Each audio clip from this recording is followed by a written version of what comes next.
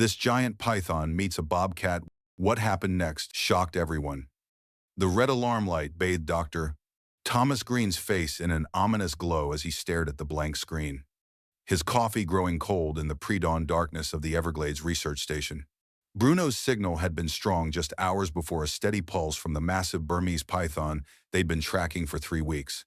Now, nothing but digital silence, stretched across the monitoring equipment like a void swallowing hope itself. Jesus Christ, muttered Earl Johnson, the senior field technician, as he leaned over Green's shoulder to confirm what they both feared. The tracking device attached to their prize specimen, 13 feet of scaled muscle, weighing 52 pounds, had gone completely dark somewhere near Pine Ridge Estates.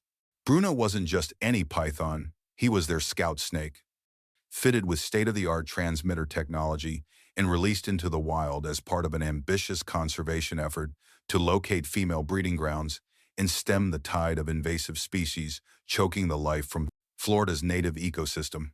Green's hands trembled slightly as he adjusted the receiver's frequency, hoping against logic that some electromagnetic interference might explain the sudden disappearance. The Everglades stretched endlessly beyond the station's windows, a prehistoric landscape where pythons had established themselves as apex predators, disrupting food chains that had existed for millennia. Bruno represented months of careful planning, thousands of dollars in equipment, and their best hope of understanding how these serpentine invaders selected their territories. The morning sun painted the horizon in shades of amber and rose, casting long shadows across the sawgrass as Green's team prepared for an emergency search operation. Radio chatter filled the air as vehicles were loaded with tracking equipment, backup transmitters, and enough supplies for an extended field expedition. The last GPS coordinates placed Bruno near the residential edges of Pine Ridge, where suburban development met untamed wilderness in an uneasy truce that had lasted decades. Miles away from the frantic scientific activity, Sophie Martinez stepped out of her uncle's borrowed pickup truck and surveyed her grandfather's property with the weary eyes of someone who'd spent the previous night driving from Tampa. Pine Ridge Estates was hardly an estate, just a collection of modest homes scattered among ancient oaks and palmetto scrub, where retired folks and working families coexisted with whatever creatures called the adjoining wilderness home. Her grandfather, Frank Whitaker's small house, sat at the very edge of this civilized boundary, its weathered siding and metal roof, testament to decades of Florida weather. Thunder rumbled overhead with the promise of another afternoon deluge, and Sophie hurried to grab her suitcase from the truck bed before the first drops began to fall. She'd graduated from high school just 2 weeks prior, and this summer, with her grandfather, represented a pause between childhood and whatever uncertain future awaited her at the University of Florida in the fall. Frank had always been something of an enigma in their family, a quiet man who'd moved to the Everglades after retiring from 30 years as a Miami police officer, seeking solitude among creatures that didn't lie, steal, or hurt each other out of malice. She found him on the front porch, methodically hammering broken fence slats back into place with the patient rhythm of someone accustomed to making repairs. His gray hair was damp with perspiration despite the early hour, and his weathered hands showed the steady competence of a man who'd learned to fix things himself rather than wait for others to solve his problems. "Morning, Grandpa," Sophie called out, dragging her suitcase up the gravel path as the first heavy raindrops began to spatter against the dusty ground. Frank looked up from his work, his pale blue eyes taking in her disheveled appearance with the same careful attention he might give to reading weather signs in the sky. "Some snake passed through last night," he said matter-of-factly, as if commenting on the mail delivery. Sophie burst out laughing, assuming he was making one of his rare jokes. "Right, Grandpa. A snake big enough to break your fence." She waited for his expression to soften into the barely perceptible smile that usually followed his dry humor. But Frank's face remained as impassive as carved stone. The storm broke with tropical intensity, sending them both scrambling for the covered porch, as sheets of rain transformed the yard into a temporary lake. Sophie watched her grandfather methodically collect his tools, his movements unhurried despite the downpour, and began to wonder if perhaps he hadn't been joking after all. In the 22 years she'd known Frank Whitaker, she'd never heard him tell an outright lie or even embellish a story for dramatic effect. His honesty was legendary in their family, sometimes painfully so. That evening, as they sat around Frank's small kitchen table, sharing a dinner of fried catfish and cornbread under the warm glow of an old lamp, Sophie found herself studying her grandfather's weathered features. The house felt like a time capsule from another era, filled with simple furniture he'd built himself and photographs that chronicled a long career in law enforcement. She'd always known. Frank was different from other grandfathers. He didn't tell elaborate stories about the old days. It didn't spoil his grandchildren with candy and toys, and rarely showed affection through words or gestures. Yet somehow, sitting in this quiet house surrounded by the sounds of settling wood and distant night birds, she felt more connected to him than she ever had during brief holiday visits. "Are there bears here, Grandpa?" she asked, testing the waters with deliberate casualness. Frank chewed his fish thoughtfully before responding. "No, just quieter things. Like snakes longer than this bed." Sophie felt her fork freeze halfway to her mouth, a chill running down her spine, despite the warm evening air. She forced a laugh that sounded hollow even to her own ears, hoping to coax some sign of humor from her grandfather's granite expression. Frank's eyes crinkled slightly at the corners, the closest thing to a chuckle she'd ever witnessed from him. "Or maybe just birds," he added with what might have been the ghost of a smile. She couldn't tell if he was serious or engaging in some elaborate deadpan performance that only he understood. The ambiguity unsettled her more than a straightforward warning would have, leaving her to wonder what exactly inhabited the dark woods beyond his property line. The next morning dawned clear and humid, with the kind of crystalline light that followed violent storms in subtropical Florida. Sophie woke to find her grandfather already gone, his bed neatly made and coffee pot still warm on the kitchen counter. She poured herself a cup and wandered outside to explore the property in daylight, curious to see what damage the previous night's storm might have caused. What she discovered stopped her cold in the middle of the backyard. The chicken coop door hung wide open, its wire mesh twisted and mangled as if something with tremendous strength had simply torn it apart. The birds themselves were gone, but that wasn't what captured her attention. Across the wet grass stretched a massive drag mark as wide as her body and clearly defined in the soft earth that looked as if someone had pulled a heavy carpet through the yard and into the tree line. Personal belongings were scattered but not stolen. An overturned lawn chair lay on its side near the porch steps. Frank's gardening tools had been knocked from their neat arrangement against the house. Yet nothing was missing. Nothing was damaged beyond the coop itself, and there was no sign of the chickens anywhere. No feathers, no blood, no evidence of a struggle. Sophie stood transfixed by the drag mark, following its path with her eyes from the demolished coop to the point where it disappeared into the palmetto shadows. The trail was perfectly straight, as if whatever had made it possess singular purpose and tremendous power. She found herself backing toward the house without conscious thought, some primitive instinct warning her that she was looking at evidence of something far beyond her understanding. Frank returned from his morning walk as she stood staring at the destruction, his expression revealing nothing as he took in the scene. He examined the broken coop with the methodical attention of someone accustomed to reading crime scenes, but offered no comment on what might have caused such devastation. Instead, he simply went inside and returned with his toolbox, beginning the patient process of rebuilding what had been destroyed. "Shouldn't we call someone?" Sophie asked. "The police, or animal control, and tell them what?" Frank's voice carried no emotion, just practical resignation. That something happened during the night. They'd file a report and forget about it by lunch. That evening, Frank disappeared into the house's cluttered spare room and emerged with an old digital camera, the kind professional photographers had used before smartphones, made everyone think they could capture perfect images. He spent several minutes adjusting settings and testing angles before positioning the device on a makeshift tripod facing the tree line where the drag mark vanished into darkness. Sophie watched this preparation with growing fascination. "You really think whatever did this will come back? Things that find easy meals usually do," Frank replied, his attention focused on the camera's viewfinder. "The question is whether we'll be ready for it." Intrigued by her grandfather's methodical approach, Sophie decided to contribute her own surveillance technology. She retrieved a small motion detector from her luggage, a gadget she'd received as a graduation gift from a security-conscious aunt, and positioned it near the front porch where it could monitor the yard's main approaches. The device was hardly professional grade, more of a novelty than serious security equipment, but it made her feel like she was participating in whatever investigation Frank had initiated. The motion detector's piercing shriek shattered the midnight silence like an air raid siren, jolting both of them from deep sleep. Sophie stumbled from her bed and collided with Frank in the hallway, both of them rushing toward the front door, with hearts pounding and adrenaline surging through their systems. Frank grabbed a powerful flashlight from the kitchen counter, and together they burst onto the porch to confront whatever had triggered the alarm. Darkness pressed against them like a living thing, complete and impenetrable beyond the flashlight's narrow beam.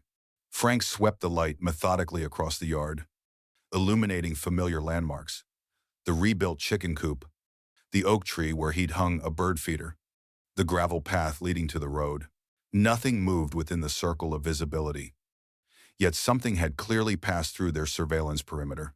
Then Sophie spotted it, another drag trail, this one even more pronounced than the first, carved deep into the soft earth and heading directly toward the woods. The mark stretched nearly 5 meters from its starting point, near the front steps to where it disappeared among the palmetto fronds, suggesting something of enormous size and weight had crossed their property with purposeful intent. Frank knelt beside the trail, his experienced eyes reading details that escaped Sophie's notice. The depth of the mark, the way grass had been pressed flat rather than torn, in the absence of any accompanying footprints or paw prints, all of it spoke to something moving with fluid, serpentine motion across their land. What could make a mark like that? Sophie whispered, though she suspected she already knew the answer. Frank rose slowly, his joints creaking with decades of wear and injury. Something that doesn't want to be seen, he said simply. 3 days passed in watchful quiet, with Frank maintaining his usual routines, while Sophie found herself studying every shadow with new intensity. She'd begun to appreciate her grandfather's patient vigilance, the way he seemed to absorb information from the environment around him without apparent effort. He noticed when birds changed their calling patterns, when the wind shifted direction, when something as subtle as the quality of light suggested approaching weather changes. It was during one of these observation sessions that Sophie glimpsed movement at the edge of the yard, a tawny shadow slipping between tree trunks with fluid grace. She caught only a fragment of the creature before it vanished, but the image burned itself into her memory: compact, muscular body, distinctive black-tipped ears, and predatory stillness that spoke of perfect evolutionary adaptation. "Grandpa," she called softly, not wanting to disturb whatever was out there. "I think I saw a wildcat. Big one, with those pointed ears." Frank's gaze followed her pointing finger to where the creature had disappeared. His expression revealed nothing, but she sensed heightened attention in the way he held his shoulders, the subtle shift in his breathing that suggested he was processing information she couldn't detect. "Probably a bobcat," he said after a long moment. "They're not uncommon out here." He offered no additional comment, but Sophie noticed he began spending more time near the windows that faced the tree line, his eyes constantly scanning the shadows with what she was beginning to recognize as professional-grade surveillance instincts. The next morning brought unexpected activity to their quiet corner of Pine Ridge Estates. Sophie woke to the sound of vehicles rumbling past Frank's house, followed by the distinctive whine of equipment being unloaded and assembled. Her curiosity drew her to the front porch, where she discovered a small convoy of research vehicles establishing some kind of temporary field station in the woods directly behind their property. Dr. Thomas Green introduced himself with the harried politeness of someone operating under significant pressure. His team represented the Everglades Research Consortium, he explained, and they were conducting an urgent search for tagged wildlife in the immediate area. He didn't elaborate on specifics, but Sophie caught fragments of radio communications mentioning GPS coordinates, tracking devices, and something called the Bruno situation. The researchers worked with practiced efficiency, assembling portable shelters, running power cables, and positioning monitoring equipment throughout the forest.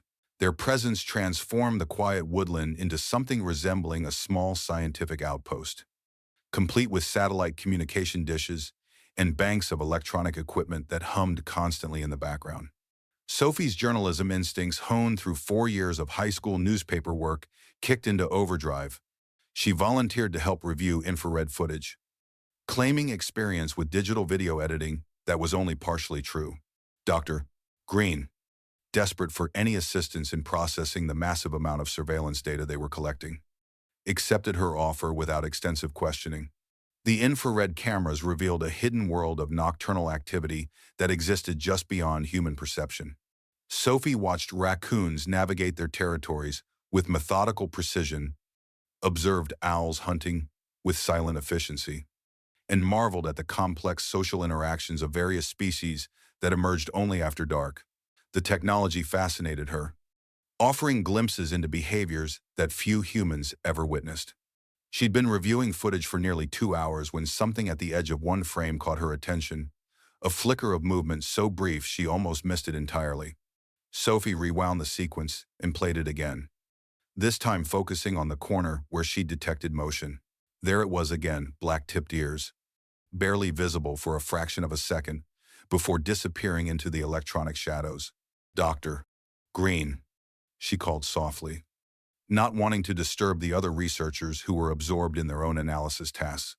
"Could you look at this for a moment?" Green approached her workstation with the weary patience of someone who'd spent countless hours reviewing similar footage, expecting to see another raccoon or possum that had triggered motion sensors. But as Sophie zoomed in on the relevant section of video, his expression changed dramatically. "Stop," he whispered, his voice carrying an intensity that immediately captured the attention of everyone in the temporary lab. The room fell silent, except for the constant hum of electronic equipment and the distant sounds of the forest beyond their portable walls. The following day, Frank followed his usual morning trail into the forest, a well-worn path he'd established over years of solitary walks through the wilderness. His routine rarely varied: coffee at dawn, a 2-hour exploration of the woods, return home for breakfast, and whatever maintenance tasks required attention. This consistency had become one of the defining characteristics of his retirement, a structured approach to solitude that provided comfort without monotony. What he discovered that morning shattered the peaceful predictability of his routine. Bruno lay coiled among the palmetto fronds, his massive body arranged in death with the same fluid grace that had characterized his life. But this wasn't a natural death. The python's head was completely gone, removed with surgical precision that spoke of predatory expertise rather than random violence. Someone or something had attempted to bury the carcass under leaves and soil, though the effort was clearly incomplete. Frank stood over the dead python for several minutes, his mind processing details with the methodical approach that had served him well during 3 decades of police work. The condition of the body, the precision of the wounds, the deliberate attempt at concealment, all of it suggested an intelligence and capability that challenged his understanding of local predator behavior. He reported the discovery immediately, using the radio equipment Dr. Green's team had provided to residents in case they encountered anything relevant to their research. Within 20 minutes, the entire scientific expedition had converged on the location, and their excitement palpable. Despite the grim nature of the discovery, Dr. Reddit, Green knelt beside Bruno's remains with the reverent attention of someone examining a piece of history. This was their scout snake, the specimen they'd invested so much hope and resources in tracking. The transmitter was still attached, its battery indicator showing full power. Yet it had somehow stopped broadcasting days earlier. Green's hands shook slightly as he conducted a preliminary examination of the wounds. "Not a bobcat," he muttered, more to himself than to the assembled team. "Impossible. A 25-pound cat can't kill a 50-pound snake. The physics don't work." But when Frank silently handed over the memory card from his old camera, the indisputable evidence forced everyone to confront a reality that challenged their fundamental assumptions about predator-prey relationships in the Everglades ecosystem. The footage was remarkable in its clarity and detail. Frank's camera had captured the entire encounter in high-definition video that played like a nature documentary. Except this particular drama had unfolded in his backyard, rather than on some distant savanna. The timestamp showed the attack had occurred at 3:47 a.m. during the deepest part of the night, when most creatures sought shelter and safety A mother bobcat emerged from the darkness with the fluid silence of a practiced hunter. Her movements so perfectly controlled that she seemed to materialize rather than approach. She positioned herself above Bruno's path with patience that spoke of careful observation and planning, waiting until the massive python passed directly beneath her hiding spot before launching her attack. What happened next defied everything the researchers thought they knew about interspecies combat. The bobcat landed squarely on Bruno's neck region, her claws finding immediate purchase in the python's scales, while her teeth sought the vulnerable area behind the skull. This wasn't random violence or territorial dispute. It was surgical precision executed with lethal efficiency. Bruno's death throes were brief but violent, his powerful body writhing in coils that should have been sufficient to crush any attacker. But the bobcat maintained her position with remarkable tenacity, her grip never wavering, despite the python's desperate attempts to dislodge her. The entire confrontation lasted less than 2 minutes, ending when Bruno's movements ceased entirely. Even more fascinating was what the camera captured afterward. The mother bobcat spent nearly an hour scent marking the area around Bruno's body, methodically claiming territory that she apparently considered vital to her survival. She returned repeatedly over the following nights, not to feed on her kill, but to reinforce her territorial markers and ensure that other predators understood this area was now under her protection. "She's got kittens nearby," Frank observed quietly as they watched the footage for the third time. "She's not hunting for food. She's eliminating threats to her nursery." The implications of this observation rippled through the research team like seismic waves. If native predators were actively defending their territories against invasive species, it suggested a level of ecosystem resilience that conservation biologists had previously considered impossible. The balance between native and invasive species might be more dynamic than anyone had imagined. That night, with the main research station temporarily offline for equipment maintenance, Dr.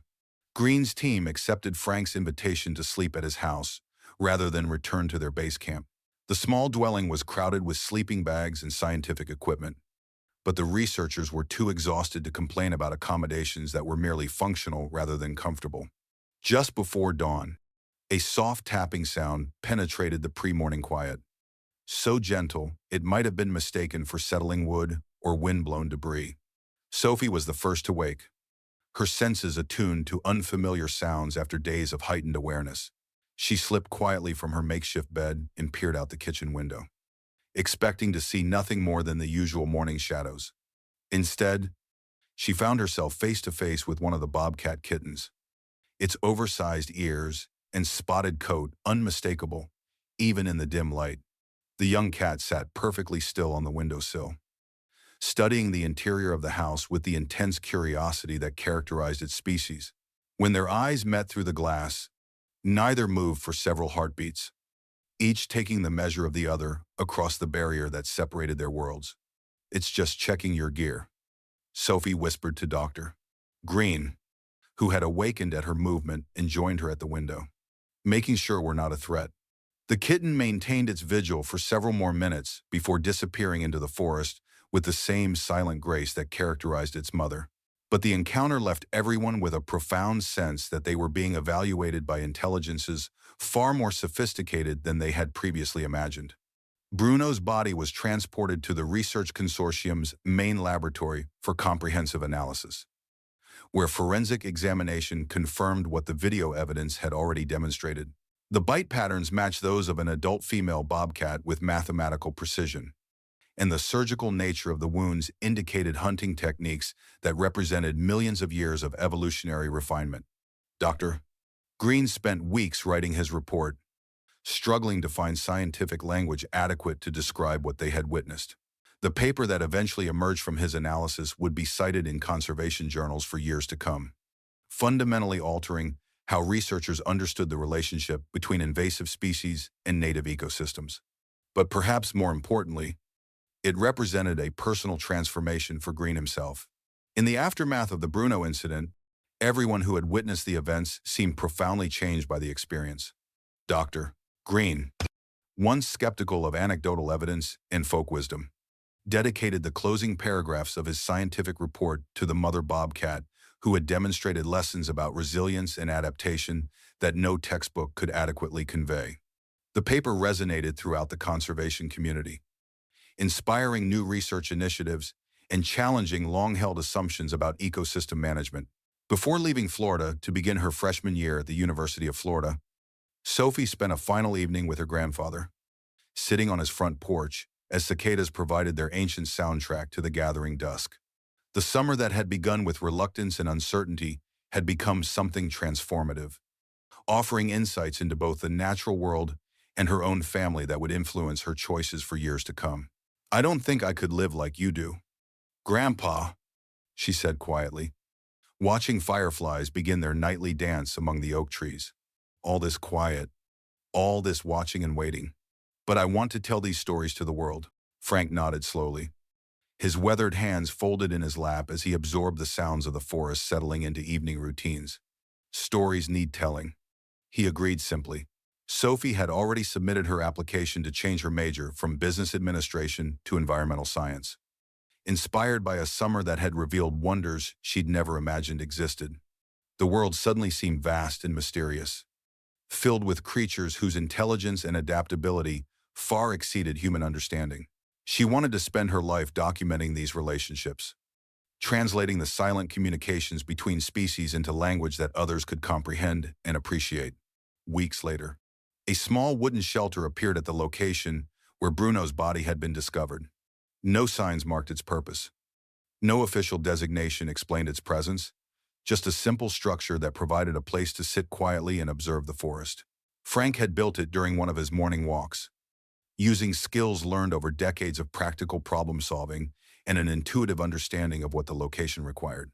Over the following months, various people who had been touched by the events returned to visit this unnamed memorial. Dr. Green came once, sitting silently for nearly 2 hours as he watched the interplay of light and shadow among the trees. Earl Johnson stopped by during a routine survey mission, using the bench as a place to eat lunch while reviewing field notes. Sophie returned during her spring break, bringing a fellow environmental science student who listened with rapt attention as she recounted the story of Bruno and the Bobcat. None of them spoke during these visits. They simply sat, watching the forest, offering wordless gratitude for lessons that defied easy explanation. The shelter became a place where human observers could acknowledge their small role in a much larger story, one that continued unfolding in ways they might never fully understand, but could at least witness with appropriate humility. At the University of Florida, Sophie channeled her summer experiences into a series of articles for the student newspaper, beginning with a piece titled, "The Wild Mother Who Taught Me About My Grandfather." The article spread quickly through social media, resonating with readers who recognized universal truths about family, nature, and the quiet forms that love could take. "My grandfather is not the kind of man who hugs animals or writes poetry," she wrote in the conclusion that would be quoted countless times in online discussions about family relationships and environmental awareness. "But when he sits silently watching the forest, I understand that love has many ways of being expressed. Sometimes the deepest affection shows itself not through words or gestures, but through patient attention to the world around us." The response to her writing was overwhelming, with requests for interviews and invitations to speak at environmental clubs across campus. Sophie found herself becoming an unexpected spokesperson for a generation of young people who were rediscovering the natural world through direct experience rather than digital mediation. Her grandfather's quiet wisdom, filtered through her own observations and articulated in accessible language, offered others a path toward deeper environmental awareness. In a single summer, Sophie had learned that miracles weren't necessarily found in exotic locations or extraordinary circumstances. Sometimes the most profound revelations occurred just beyond familiar boundaries, in places where patient observers like her grandfather had spent decades quietly documenting the complex relationships that sustained life itself. The broken fence slats that had puzzled her on that first morning now seemed like opening doors, revealing a world where creatures she'd never imagined could achieve victories that defied all reasonable expectations. The story of Bruno and the Bobcat continued to ripple outward through scientific communities and popular media, inspiring documentary filmmakers and nature writers who recognized its symbolic power. But for Sophie, The deeper lesson remained personal. Her grandfather's silent vigil in the Florida wilderness represented a form of devotion that required no external validation. A love expressed through attention rather than action, through presence rather than words. The Bobcat family thrived in the months following Bruno's death, establishing a territorial range that extended well beyond Frank's property into the deeper wilderness areas where few humans ventured. Dr. Green's team documented their movements through trail cameras and indirect sign, building a comprehensive picture of how native predators adapted to the ongoing invasion of exotic species. The mother bobcat had given birth to 3 kittens that spring, and their survival rate proved remarkably high compared to historical data from other regions where Burmese pythons had become established. Research funding flowed into the Pine Ridge area as word of the remarkable predation events spread through academic and conservation circles. Graduate students arrived from universities across the Southeast, eager to document similar interactions between native and invasive species. The small community found itself at the center of a scientific renaissance that brought both opportunities and challenges as researchers competed for access to study sites and local cooperation. Frank became an unofficial liaison between the scientific community and longtime residents who possessed decades of observational knowledge about local wildlife patterns. His police background served him well in managing the sometimes competing interests of researchers, property owners, and conservation agencies that suddenly took intense interest in what had previously been overlooked backwater habitat. He developed a reputation for diplomatic problem-solving that earned respect from all parties involved in the increasingly complex management discussions. Sophie's environmental science program accelerated as professors recognized her unique field experience and communication abilities. She was awarded a research assistantship that allowed her to return to Pine Ridge during semester breaks, documenting how community attitudes toward wildlife management evolved in response to scientific findings. Her undergraduate thesis examined the intersection of traditional ecological knowledge and formal research methodologies, using her grandfather's observations as a case study in citizen science applications. The wooden shelter became an unofficial pilgrimage site for researchers and nature enthusiasts who had learned about the Bruno incident through scientific publications and media coverage. Frank found himself reluctantly serving as an informal guide for visitors who sought authentic experiences in the wilderness areas where dramatic interspecies encounters might still be witnessed. He established visiting guidelines that protected both the habitat and the ongoing research while accommodating the genuine scientific interest that the location had generated. Dr. Green's career trajectory changed dramatically following publication of his bobcat predation study. He was offered a position as director of the newly established South Florida Invasive Species Research Institute, a role that allowed him to coordinate large-scale investigations into the complex ecological relationships that were reshaping Everglades ecosystems. His first major initiative involved establishing a network of community-based monitoring stations where trained volunteers could document wildlife interactions using standardized protocols developed from the Pine Ridge experience. The success of the bobcat family inspired conservation biologists to reconsider fundamental assumptions about ecosystem resilience and the potential for native species to develop effective responses to invasive threats. Similar predation events were documented in other regions, as researchers began looking more carefully for evidence of adaptive behaviors that had previously been dismissed as statistically insignificant anomalies. The scientific literature began reflecting a more nuanced understanding of ecological dynamics that incorporated both large-scale population trends and individual behavioral innovations. Sophie's journalism skills proved invaluable in translating complex scientific findings into accessible language that could influence public policy discussions about invasive species management. Her articles appeared in national magazines and conservation publications, helping to shift public perception about the potential for natural solutions to supplement traditional control methods. She developed a following among young environmental activists who appreciated her ability to find hope and inspiration in stories that might otherwise seem overwhelming or discouraging. Frank's daily routines expanded to include informal educational sessions with visiting researchers who wanted to understand how long-term residents had learned to read subtle environmental changes that escaped casual observation. His knowledge of seasonal patterns, weather influences on animal behavior, and historical changes in species composition provided context that formal studies often missed. Universities began incorporating his experiences into wildlife management curricula as an example of valuable traditional ecological knowledge. The Pine Ridge area became a model for community-based conservation initiatives that recognize the importance of engaging local residents as partners rather than obstacles in scientific research. Property owners who had initially viewed researchers with suspicion became active participants in data collection efforts, contributing observations that significantly enhanced the understanding of how human development patterns influenced wildlife behavior and habitat selection. Years later, when she would return to Pine Ridge Estates as a graduate student conducting her own research, Sophie would find Frank still maintaining his morning routines, still watching the forest with the patient attention that had revealed so much during that transformative summer. The wooden shelter would still be there, weathered but solid, continuing to offer a place where human observers could sit quietly and acknowledge their participation in stories far larger than themselves. But now it was accompanied by interpretive signs and a small parking area that accommodated the steady stream of visitors who came seeking their own encounters with the wild intelligence that thrived just beyond the boundaries of human bias. Understanding